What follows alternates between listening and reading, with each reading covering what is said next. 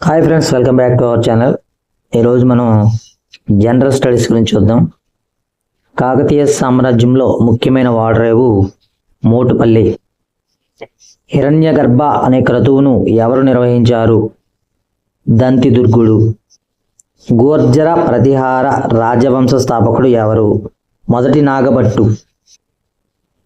Bharatiya Kisan party BKP భారతీయ రైతులపై ప్రత్యేక శ్రద్ధ అవసరమనే సోషలిస్టులతో ఏర్పడిన రాజకీయ పార్టీని గుర్తించండి.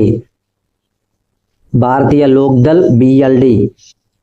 1937లో గాంధీజీ గారు వార్ధాలో ప్రతిపాదించిన బేసిక్ విద్యా విధానంలో సాంఘిక అనే పదాన్ని ఉపయోగించారు. ఇక్కడ బిట్టేటంటే సాంఘిక అనే పదాన్ని ఎక్కడ ఉపయోగించారంటే గాంధీ గారు ఉపయోగించారు. ఎప్పుడంటే 1937లో వార్ధాలో ప్రతిపాదించిన బేసిక్ విద్యా విధానంలో సాంఘిక అనే పదాన్ని ఉపయోగించారు.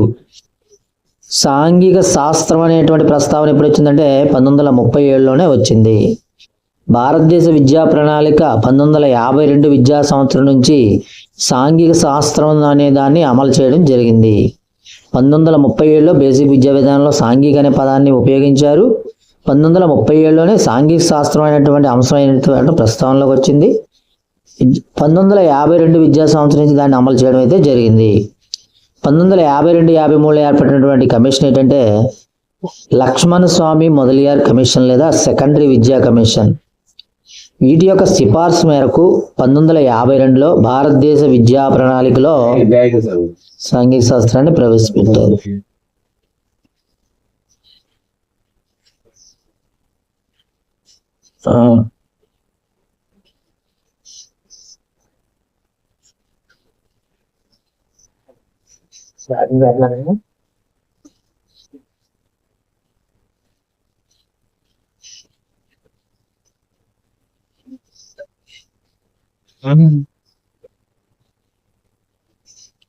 Sorry for the gap.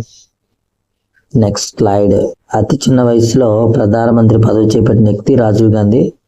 నైజీరియాలో లభించే ముఖ్యమైన సహజ వనరు మనకేంటంటే ముడి చమురు అండ్ పెట్రోలియం.